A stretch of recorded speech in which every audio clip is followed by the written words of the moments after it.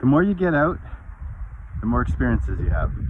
And some of those are great, and some of them aren't so great.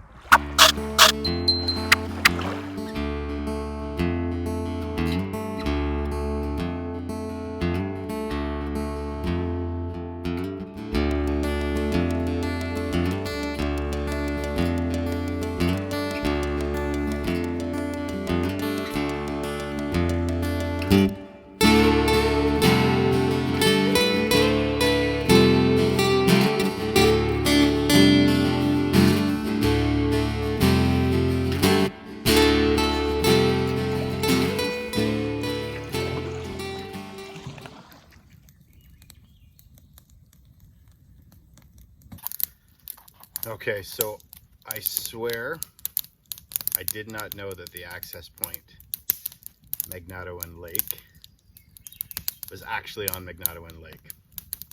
So I just got here about 20 minutes ago, and I went over to where there was a couple signs up, and I started reading, and I read the directions. It's a big Algonquin map and directions to Magnatowan Lake access point.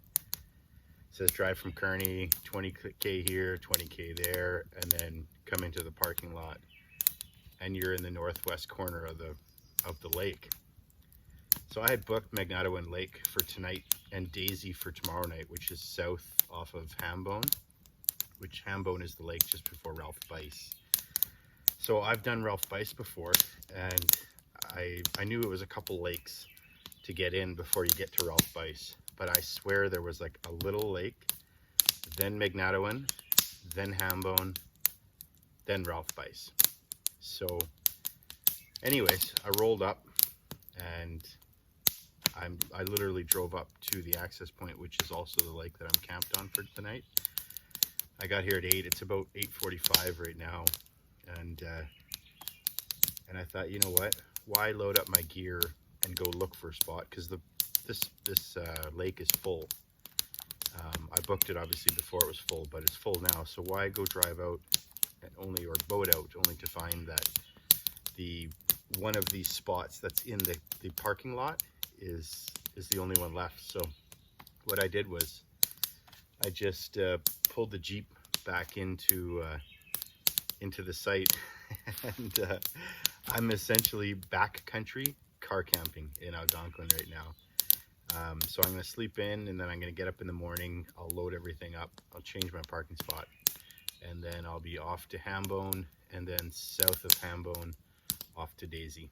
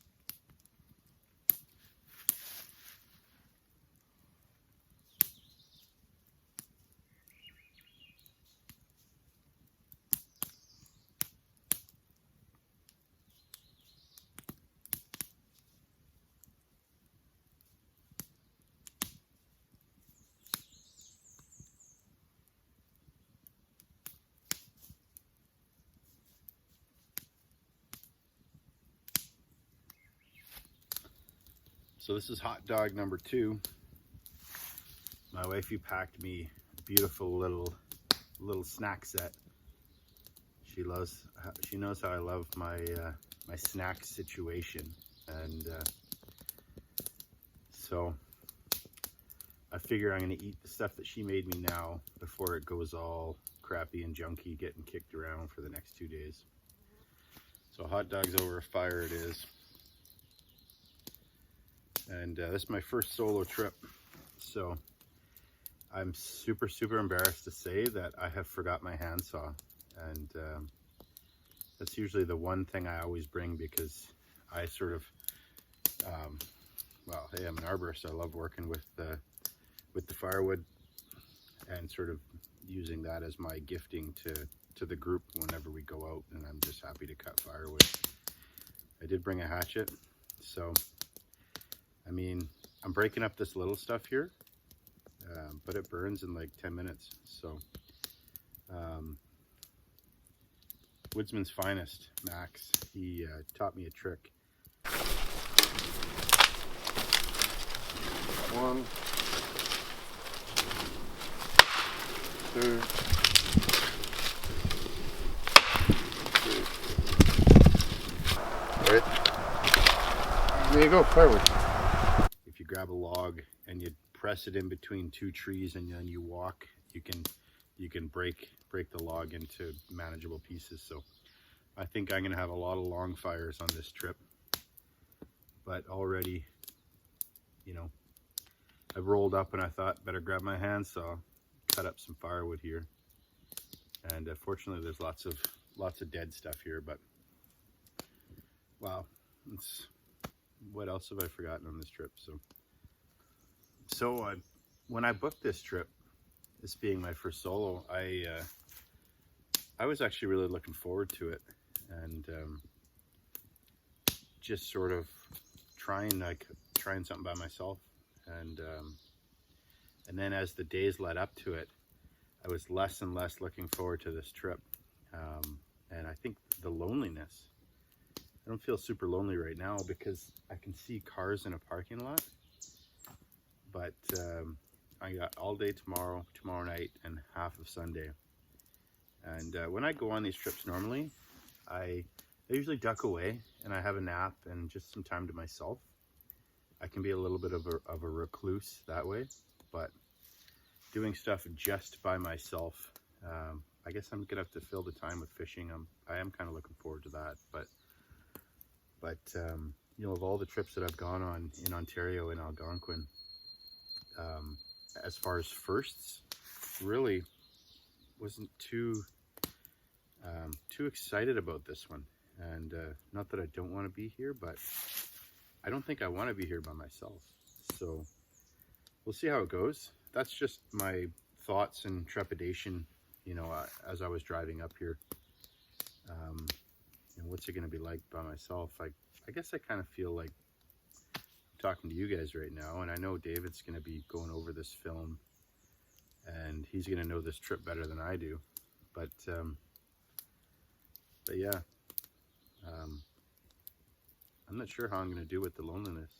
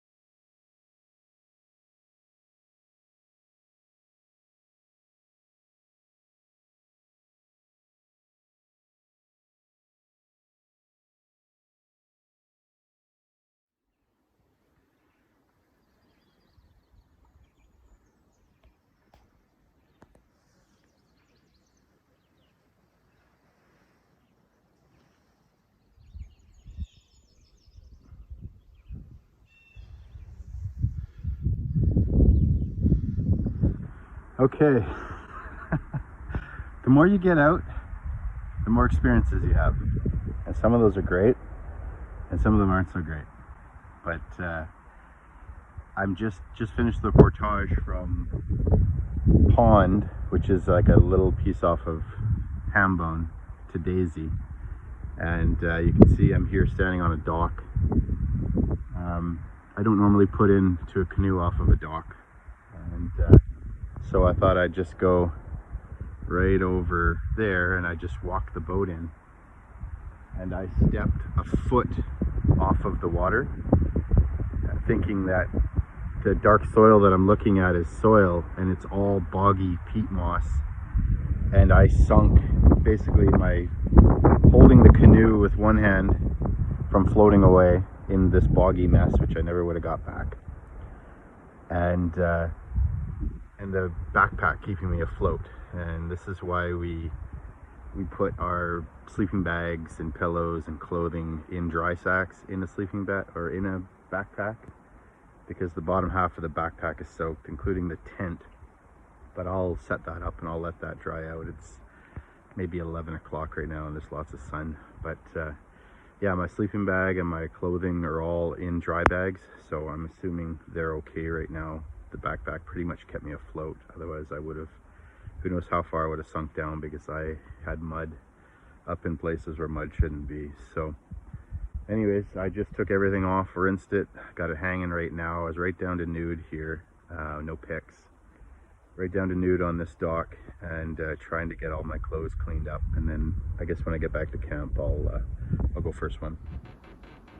So this is the, right here, looks fairly, it's all muddied up a bit right now, but it doesn't look that bad. When it was all clear, it looked completely normal. Here, let me show you the other side where I didn't muddy it up.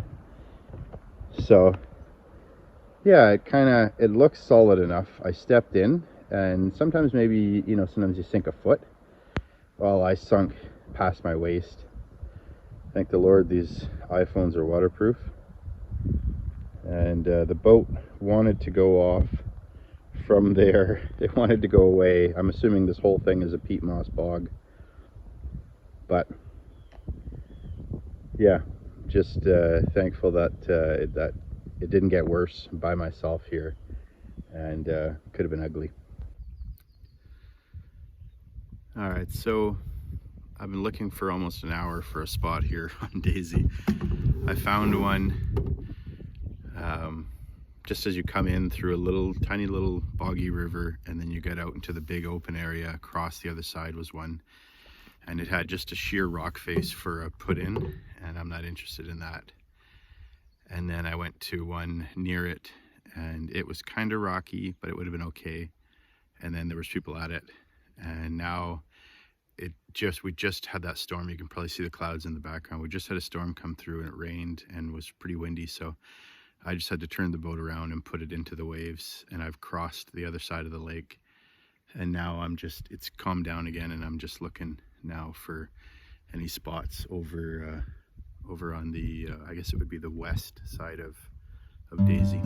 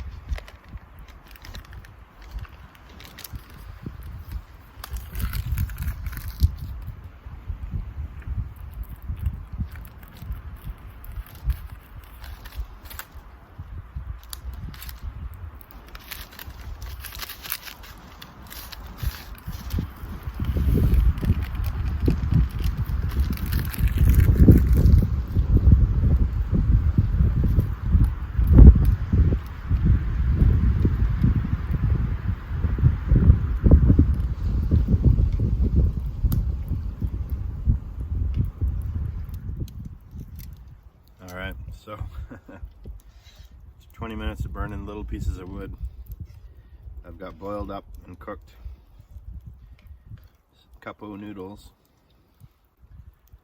It's not amazing, but it's okay. I've got some treats for later, so I'm looking forward to that. I got my snack stitch dialed. It's a persistent wind off and on, and it's not dangerous wind. It's just annoying for fishing, because when you're fishing you want to be able to kind of tuck into a spot, make a couple casts, and you can probably hear it in the video. Probably sounds like crap, David. If this sounds like crap, just delete it.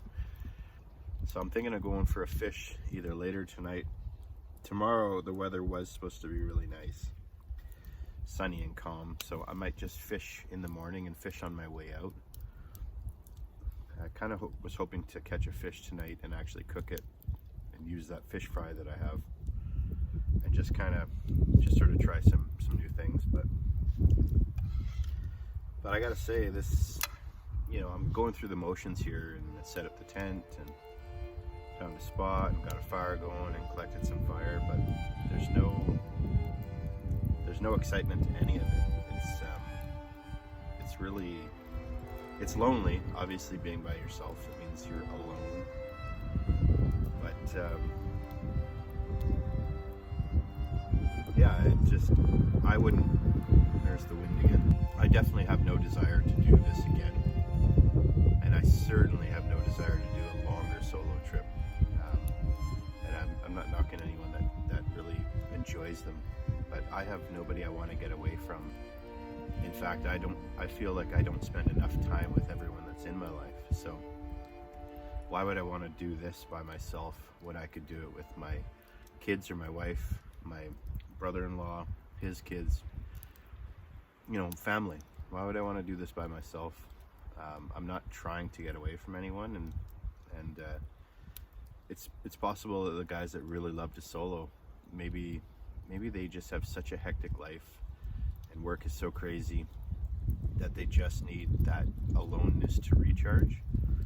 But I'm just never going to do this again. I should have brought my daughter. I was thinking of bringing my daughter and kind of filming a bro lone and then filming a daddy daughter at the same time, and trying not to have the footage crossover. So that's what I should have done. To me, this is a weekend wasted away from my family. I've had some interesting experiences falling in the bog and whatnot, and I'm really thankful that it's not raining. I mean, it could be a lot worse. The weather is pretty good. It's a little bit windy, a little bit cloudy, but I can deal with that. But yeah, it's kind of what I thought it was going to be, which is lonely. And you know, I can notch this one on the belt. I've done a solo trip, but next time I'm coming to Algonquin, I'm certainly going to do it with people that I love.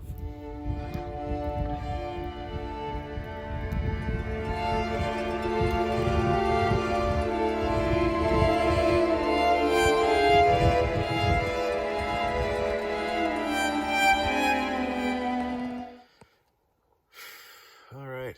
Well, it's about 8:30, and I'm not super tired because I did nap, but I'm bored, so I'm gonna call it a night, and I should be able to fall asleep no problem.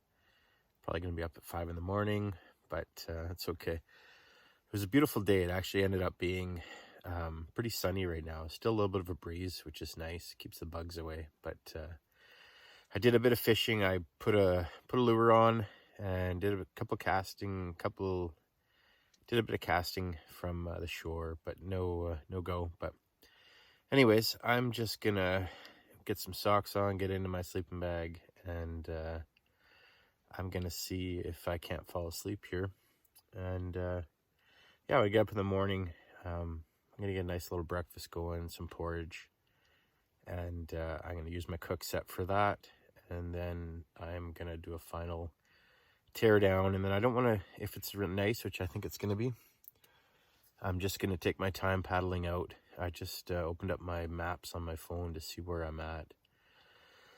And I'm on the far east end of Daisy, and I could, there's a portage right by me that goes right up into the, under the east end of Ralph Bice. So maybe in the future I might do Ralph Bice and then down to Daisy and then over to Magnetawan. But anyways, yeah, I'm gonna fish my way out, but I'm hoping for a good sleep tonight, and then just a little bit more exciting tomorrow maybe. But night, guys.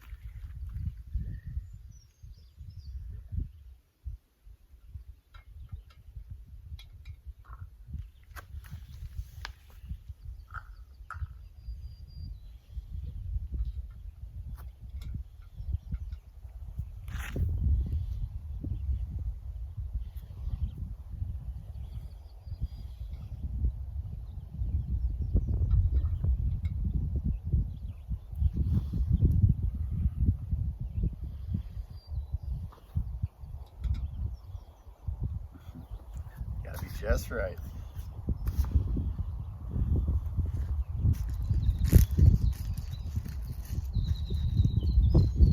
The stupid wind is so consistent. I'm trying to use this rock here to block a bit of this wind for when the heat's going on. Not all the heat's blowing away from it, but it's just nice enough with the wind to keep the bugs away. But it's just a pain in the butt for everything else.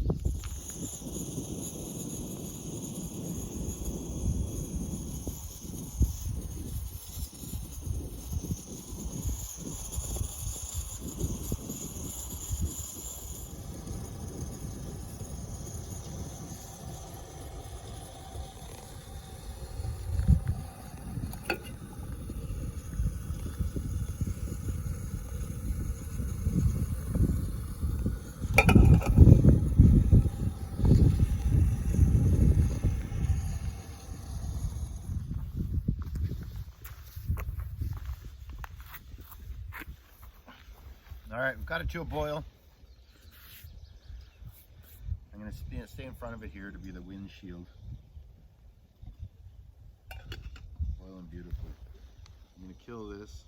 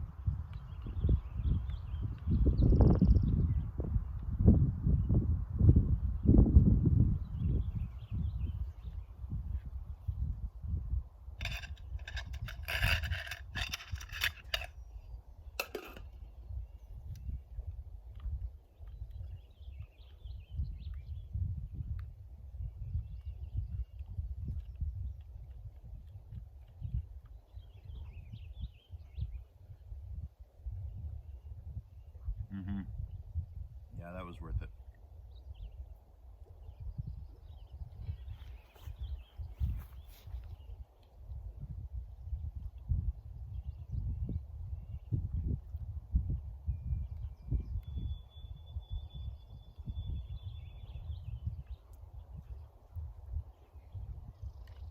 That I have.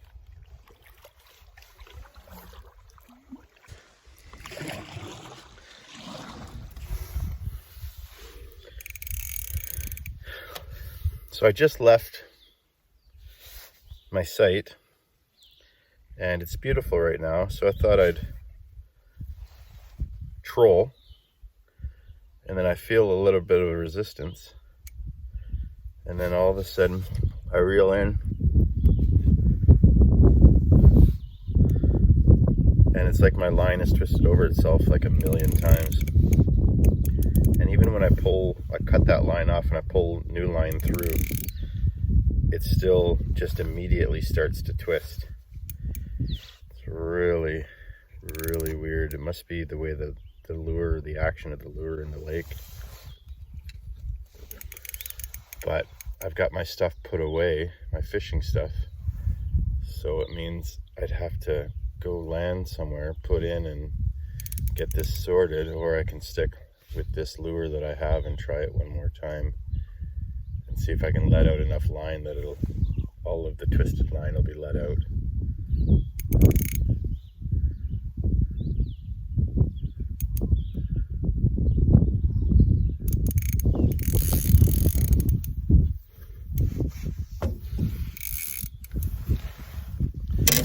Fortunately, the wind's not too bad right now, so I'm just kind of drifting around. Okay, what do we got going on here?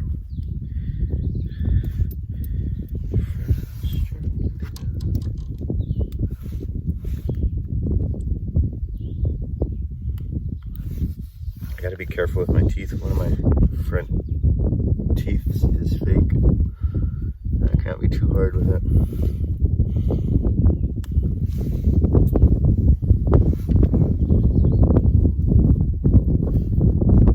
Alright, so I'm just using a wetting band like this. Just good for trolling. Not great for casting because the hook always gets caught up on the rest of the setup.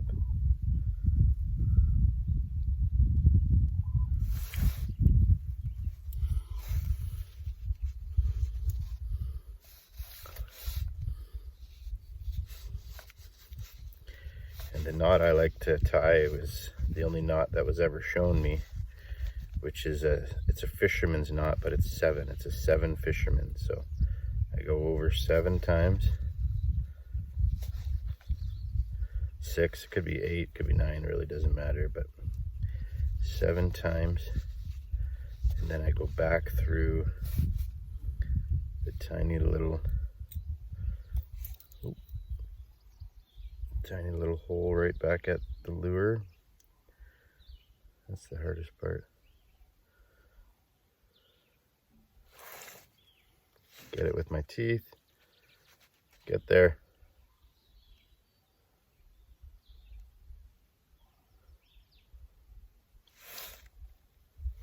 Pull it all tight. Let it cinch in like a noose. Then bite off the slack.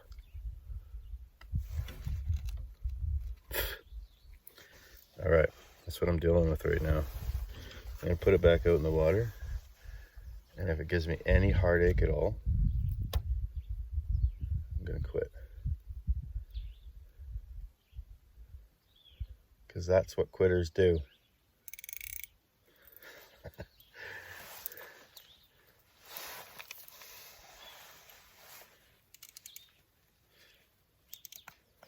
Seems to be playing well in the water.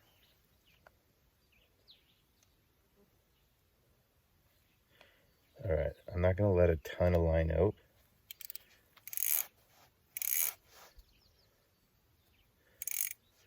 I can see it starting to bind up again.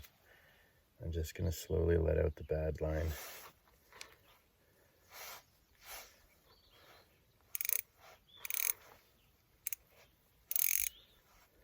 Hopefully I can get all of the bad twisted line out.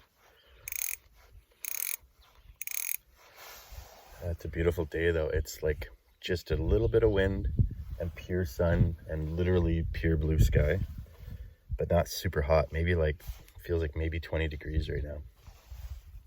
I was actually contemplating putting my hoodie on, but this is just mint.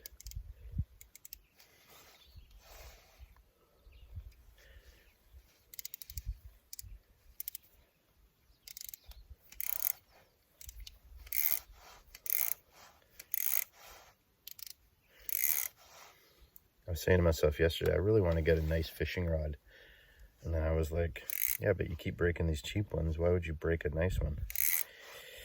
I think if I get a nice fishing rod, what I need is a carry case for it. That'll go on the side of my backpack.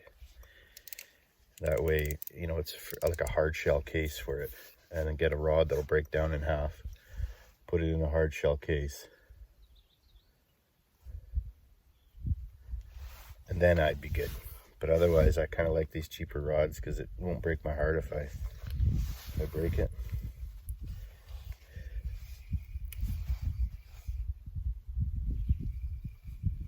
You know what I think's twisting it up? So this is a spinner, right?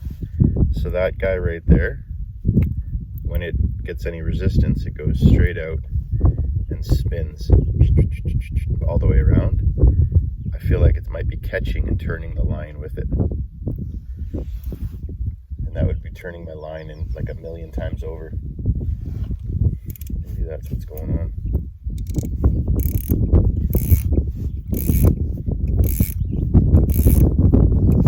Okay, what I'm gonna do, I'm gonna go find a place that I can put in, and I might change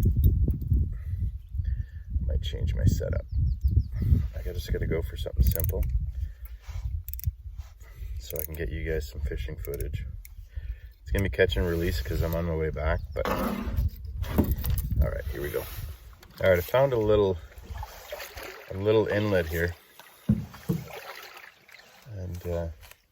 I'm gonna do a couple casts here. The nice sun and hearing a few people at other sites and just getting a little bit of fishing in. It's definitely picked up my spirits a little bit. It was definitely lonely and bored yesterday. It was just such a persistent wind yesterday. It would have been annoying to fish in. So I ended up just sort of laying around and just kind of trying to appreciate where I was at, you know.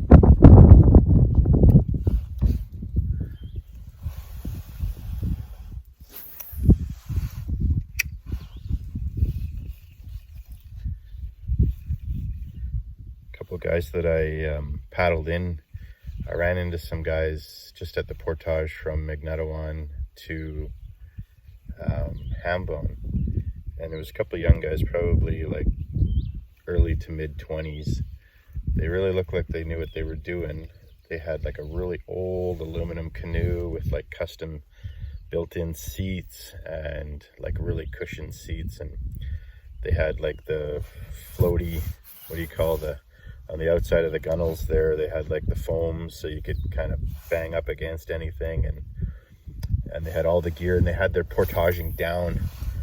When they'd get to the portage, they would hop out. They had a bungee system set up, and their fishing rods and paddles bungeed right away onto all of the seats, and then they threw their backpacks on and threw the boats up over both their shoulders, and that's it. They one passed it, the whole thing together. And then I watched them do the same thing coming into Daisy as well, and it was clear these guys were very comfortable, but kind of the moral of the story is none of them were wearing life jackets, and I didn't even see life jackets in the boat attached to the backpack. And sure, they were in a very stable boat. They were obviously grew up paddling, and they probably knew the area pretty well. He said he had been to Daisy before, and but like, just to not have, you never know. You can't know when you're going to have that accident. Like yesterday, I didn't know thinking I was stepping into 6 inches of water, and I stepped into 5 feet of muck. And had I not been close to the shore, it just was so awkward with that heavy backpack on. And, you know, you just don't know when that accident's coming. You don't know when you're going to hit a deadhead, right? You're not planning for that kind of stuff. No matter how many times you've been in a lake, you don't know where all the deadheads are. Stuff like that. I know last year on Ralph Bice, I was paddling, and then right in the middle of the lake, it looked like a whale below the boat. It was a rock, like a round rock that was right in the middle of the lake, and I probably came within inches of touching it. And you know, I was just soloing in a canoe, so I didn't have it down probably in the water as far as it would go normally, but 2 people in a canoe, they might have hit at that point. You just can't plan for that kind of stuff. So, you know, I just don't get it. They make such nice life jackets now that, and this isn't even an expensive jacket, but it's very comfortable around the neck and everything. And what does it bother me to wear it? It doesn't, it's nothing to wear it. And I have tipped in North T, and it was so nice to have the life jacket on. I didn't have to panic about myself. I only had to panic about my gear. And when I realized my gear and everything stayed with the boat, and we got kind of everything organized, you know, boom. So I didn't plan on tipping, but I was ready for it. I didn't plan on standing in 5 feet of muck that had no bottom, but you know, I quickly grabbed onto some roots and pulled myself back. But I mean, for all you guys out there who do this kind of thing and you don't wear a life jacket or you sit on it, it just doesn't make sense. It's and I have done it way back, but now that I've made a habit of wearing a jacket every time, it just doesn't make sense. It's like, I don't know. Anyways, for anyone that thinks it makes sense in any way, I'd love to see a comment and try and, you know, change my mind about it. But not wearing a life jacket in a canoe I think it's worse than not wearing a seatbelt in a car, because yeah, I think your odds of having something happen on the water are a lot higher. You know, I've been driving for a long time and I've only been in one accident, but I've, you know, only been boating, seriously canoeing, the last couple of years, and I've already tipped. So, you know, anyways, that's just I just paddled by their site, so it just reminded me of these guys, but I thought I'd just pass that along.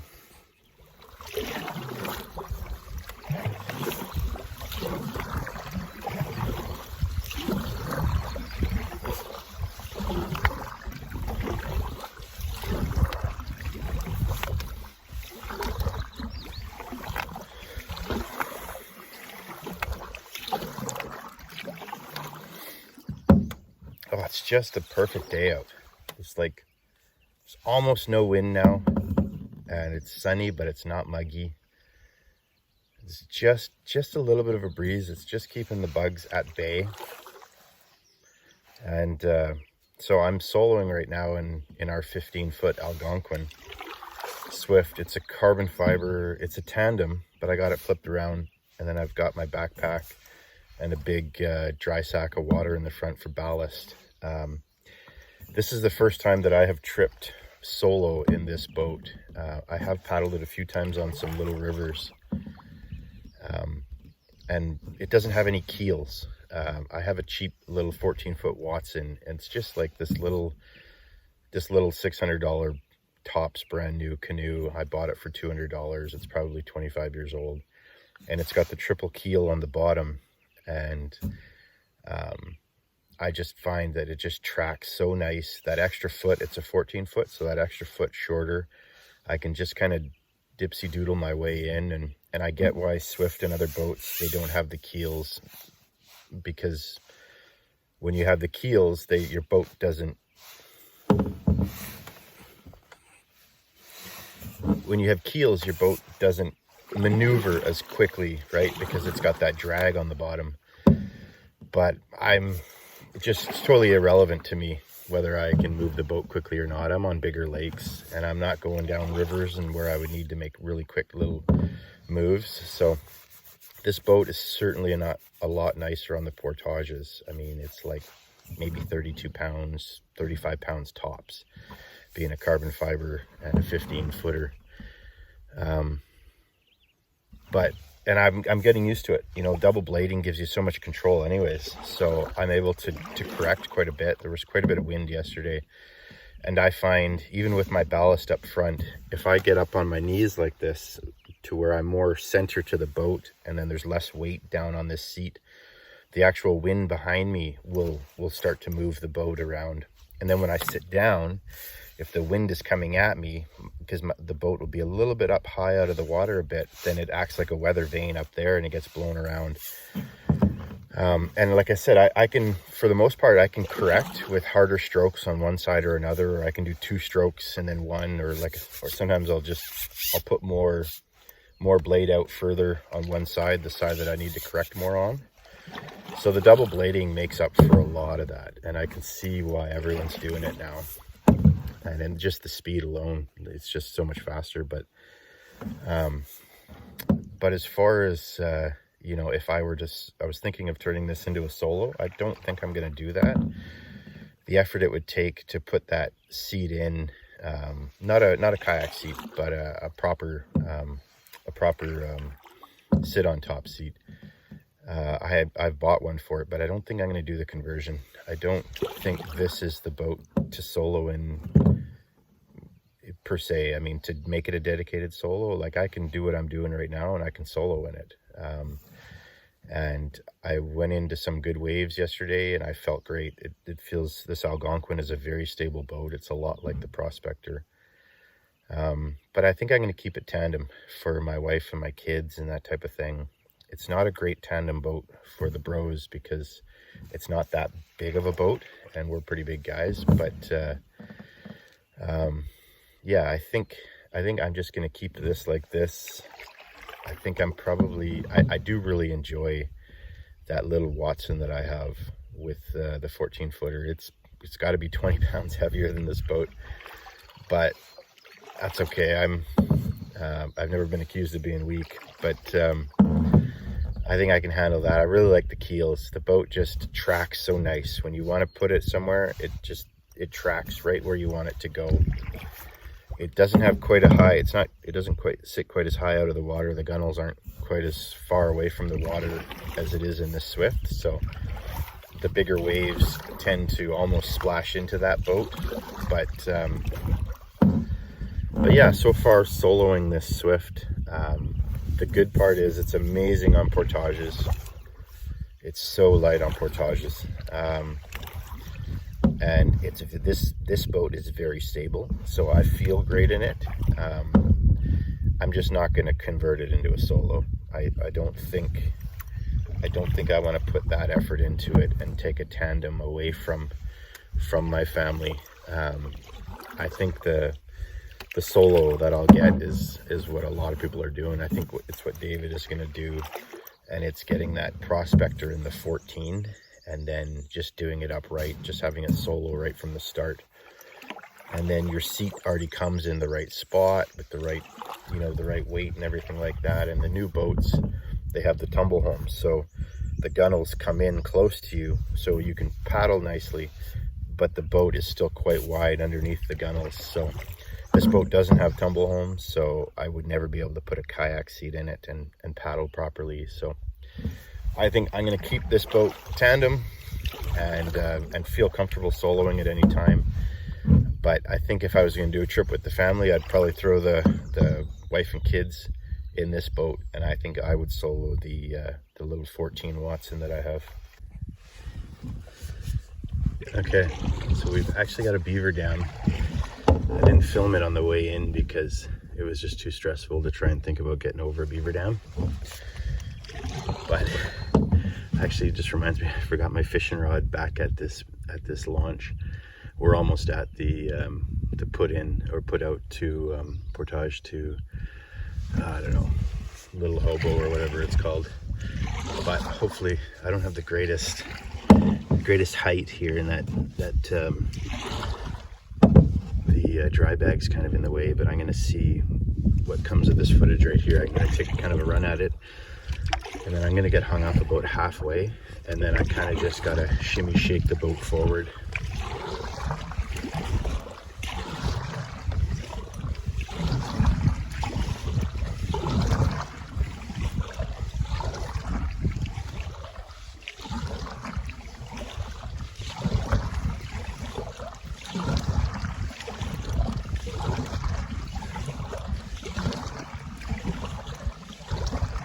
Coming into about 3 feet of water right now, and then when I get past the beaver dam, I'll be in like a foot of water in the center.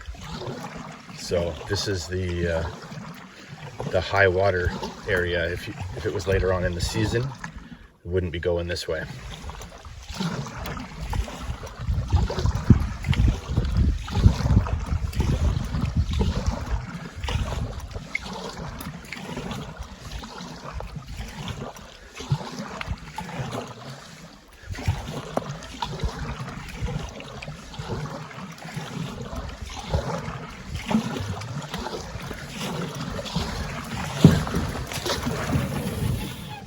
All right, we're about halfway over right now.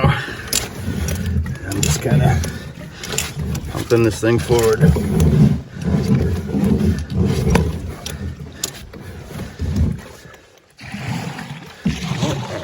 paddling out. All right, I'm through. Now we're in a little tiny little lazy river here that gets very shallow.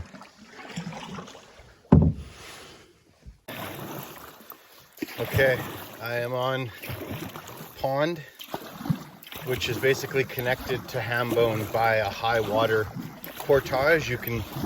The water's high, you can boat it. I just let a couple guys get way ahead of me. 2 guys in a canoe. I'm gonna see if I put some stank to it here, if I can catch them by the put out on Hambone. And then I'm gonna film this. I'll switch it around and I'll film this high water pass. If you're coming to Daisy in low water, like say July, August, September, something like that, then all you have to do is like a 50-meter portage. It's nothing. But the problem is when you can do the portage into pond, but from pond, the portage from pond to Daisy, there's that lazy river where the beaver dam is, and I certainly would not want to go through there in low water, because there's no getting out of the boat, because it's got that boggy soft bottom. Just would be a nightmare. So I'm almost wondering if Daisy is closed in low water, if Daisy is closed from Hambone and you'd have to go to Bice. You can get into Daisy from Bice, from Ralph Bice as well. All right, I'm coming up on the low water here. There's only one rock those guys hit on the way in, so I just gotta pay attention here.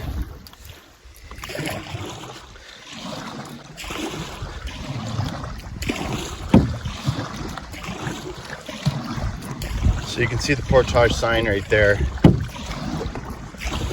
It's like 50, 60 meters, 100 meters at the most. It's nothing.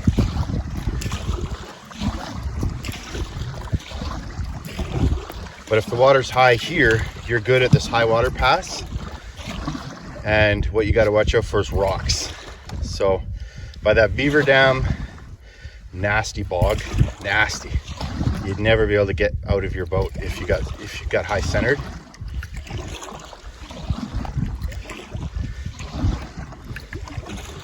Sorry, the footage is not that great. This little tripod that I have with like spider legs, it's not very tall. Definitely going to be replacing it.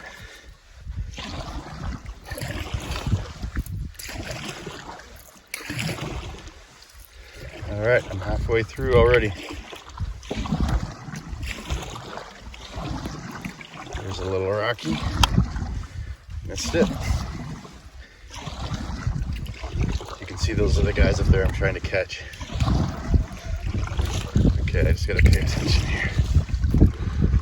Of course, the wind picks up.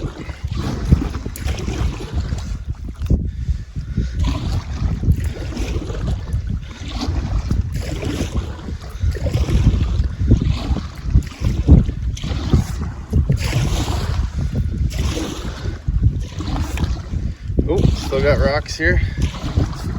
And we're through. We're officially in Hambone right now.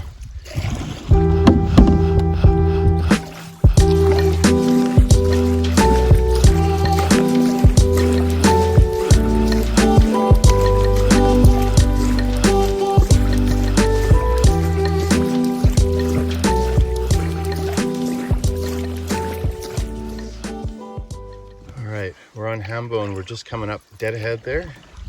We're coming up to the portage to Magnetawan,